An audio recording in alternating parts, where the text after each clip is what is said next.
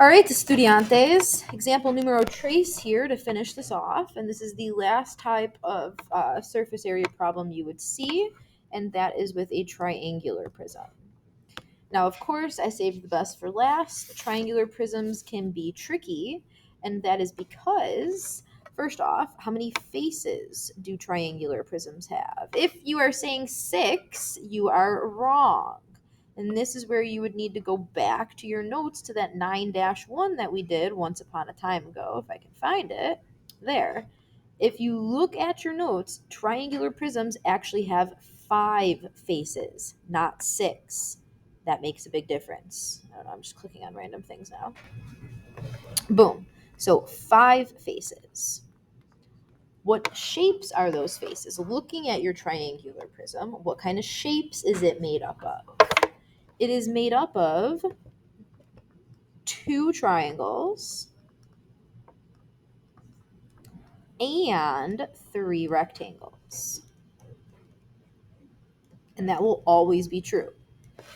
The triangles will always be equal and they'll always be 2 of the same triangles, but your 3 rectangles are not going to be the same, and you cannot make that assumption. There might be a small chance of them being the same, but normally that is not what's going on. So 2 different shapes to make up our base, to make up our bases means that we're going to need 2 different area formulas. Triangle area formula is that 0.5 base times height. Rectangle, still using that length times width, or base times height if you prefer. All right, so breaking this up. Ooh. Someone's dying in the hall. So first off, 2 triangles.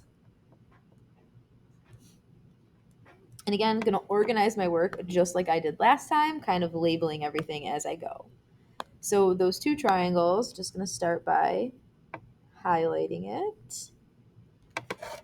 Okay, and my area formula is 1/2 base times height, or 0.5 base times height. The base of that triangle is that 4 centimeters, and the height, that straight up and down height, is the 3 centimeters.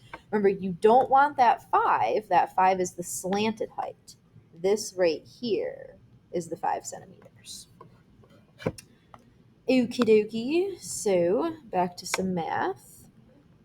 4 times 3 is 12, times 0.5 is 6, but again, that's only for one of them, so 6 times the 2 gets me the 12 for both of those triangles.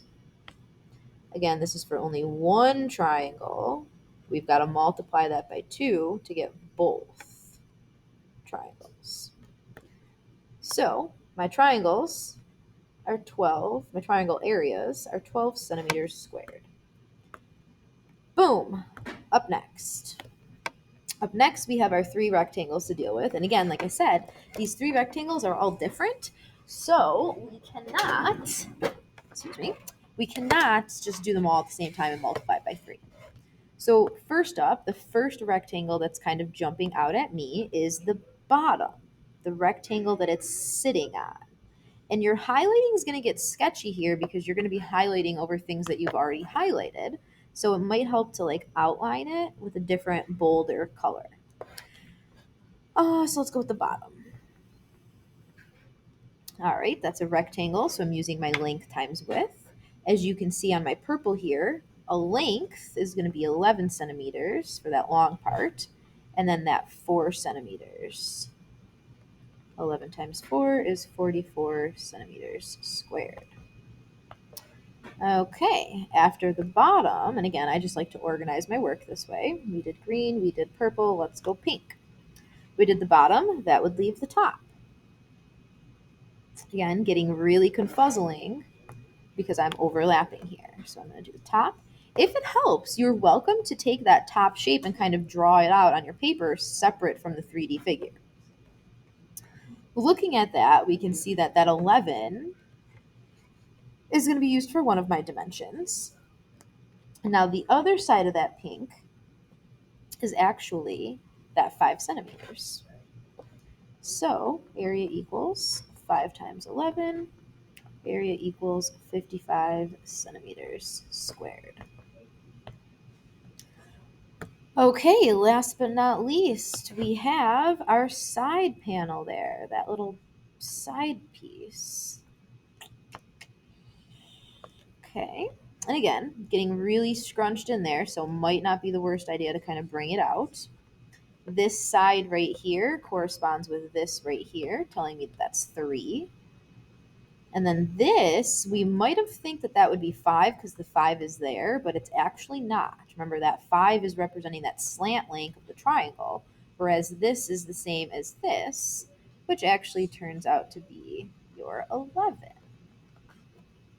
And I'm just going to call this my side, like I forgot to label. Area equals 3 times 11. Area equals 33. Almost there, my dears.